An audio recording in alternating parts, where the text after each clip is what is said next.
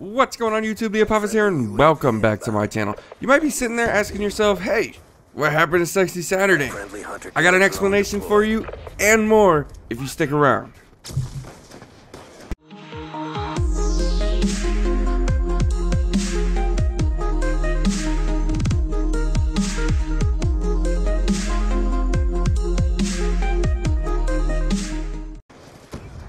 Alright, so what happened with Sexy Saturday? It's a scheduling conflict with the 4th of July being last Thursday, and just the way Ashley's schedule was with work because of the holiday and things like that, we didn't have time to get it out. We ended up going out Thursday night, which is usually probably the night that we record it. We usually record it on Wednesday or Thursday or whatever, and she had to work Wednesday, which was unusual too. So she worked Wednesday and then worked Thursday, and we went out on Thursday. We were out all night, obviously. Come home Friday. Friday was a work/recovery day, and then next thing you know, it's Saturday, and she worked all day yesterday and again is working today. It's kind of what happens when you're an adult. You gotta go to work. So that's why there's no Sexy Saturday right now. We were gonna try to squeeze in an episode to get you guys like a Sexy Sunday instead of a Sexy Saturday, but we couldn't do it. We couldn't fit it in. It will be back next week. It isn't going anywhere. It's just a scheduling conflict, and there wasn't much that we could do about it. So, sorry, but sometimes life takes precedence. I'm sure all of you understand that. What's really interesting about this gameplay is the sniping. I'm not a sniper. I know everybody goes, I'm not a sniper. Everybody that uses a sniper rifle, you always hear, I'm not a sniper, I'm not a sniper. I really don't ever use them. This fucking gondola, I thought I could get across in time. I don't ever use them. It's something new. I was just like, damn, like, I was trying to play some League play, okay?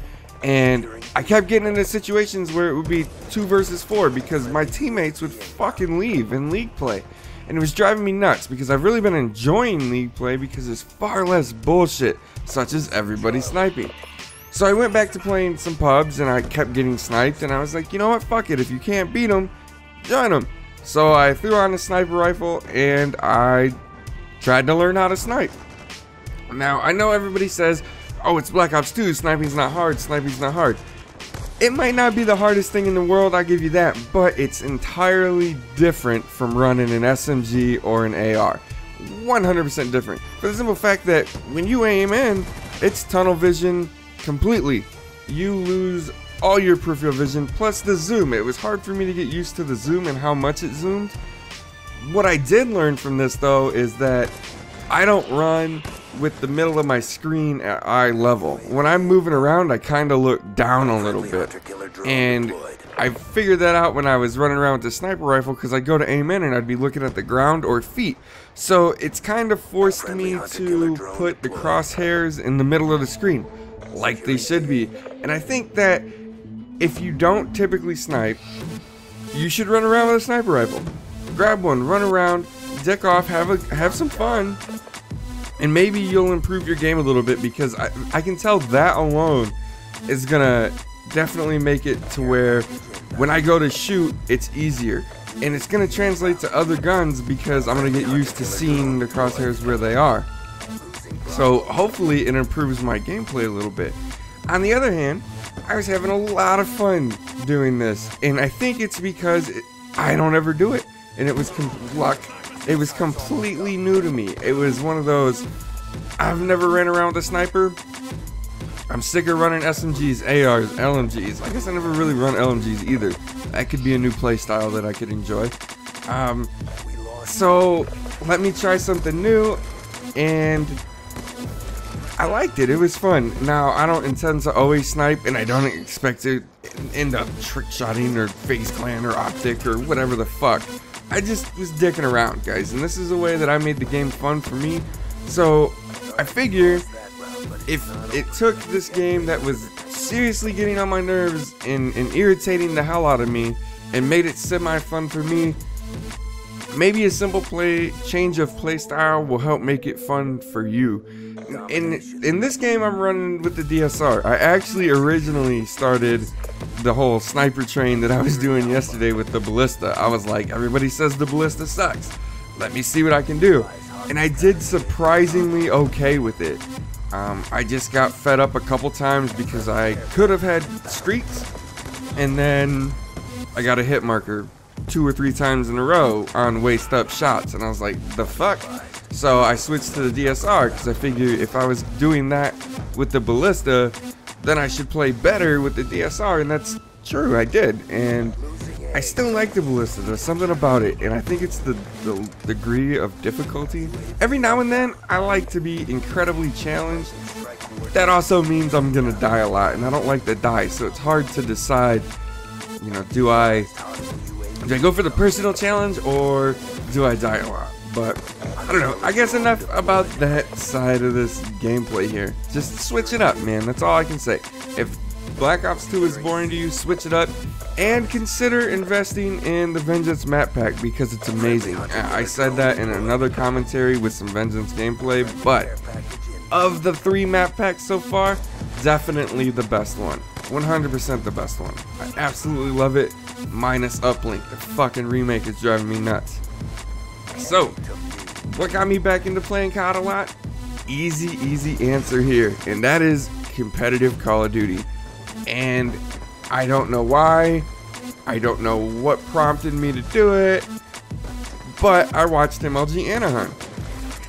And I watched a little bit of MLG Dallas, but I thought it was boring. But I was like, I'm going to tune into MLG Anaheim. And the guys at MLG, the guys at Twitch, the guys running the stream did a fantastic job. That was entertaining, it's all hell to watch, and those players are fucking good. So everything worked out, and I was like, wow, this is an enjoyable experience. Like, the way that they have all of this laid out is incredibly professional, and it's fun to watch. So I was like, damn, this is entertaining. There's news behind this, there's stories behind this, because they get into who's who in the competitive world and the different players and stuff. So next thing you know, I'm on Twitch one night and I come across this channel. It's like Esports Nation or something. No, they didn't. I mean, they're bigger than me, so no shout out or any kind of weird shit like that is going on. But I was like, huh. And I tune in, and it was essentially a radio show that was really enjoyable to listen to. They have really good flow, they have really good chemistry together, and they were talking about the competitive scene, and they managed to carry on for about an hour and a half about all the drama in the competitive scene. And when I say drama, it's not so much he said, she said drama, it's more like the drama you would expect from football or baseball when it comes to shuffling players and roster changes and strategies for teams and things like that. And I was like, wow, this is incredibly enjoyable. So I'm really getting into the competitive side of Call of Duty, not so much as a player, obviously, but 100% as a fan. I think that it is on the upside of growing, and it's still in its infancy. A couple more years, and in all honesty, I think esports are going to be some kind of relevant form of entertainment, especially with the way technology moves for us. We always want the latest and greatest technology. We want to be on our computers all the time. We have this desire to always be on our phones if we're not at our computers. And we like video games, and more people are liking video games, and more people are understanding that if you play or enjoy video games, it doesn't make you some loser or a nerd or give you some weird ass stigma that it once did. And I think that type of thing is what's gonna help competitive gaming or esports become big, and it's gonna happen. It's just, I mean, you can tell already if you look at the numbers from MLG Dallas that tuned in compared to MLG Anaheim. It was ridiculous. There was times where there was 60,000 people in the stream plus 20,000 people there. There's pretty much 100,000 people, give or take, watching MLG Anaheim. That's as many as you can fit in a pro football stadium. Now I understand in football you got the people there, you got TV, you got radio, you got all that. I get that there's more people watching professional sports than esports, but to say that 100 people or 100K people gave a shit about Anaheim is huge. And I can only imagine what's going to happen with Columbus. I bet you we see 80K in this stream because everybody's going to be talking about it. I love that. Man, I so thought that was the final kill. Too bad we were losing. But anyway, I'm really excited about the competitive scene. Hopefully you are too. Let me know what you think in the comments below, and we'll see you next time.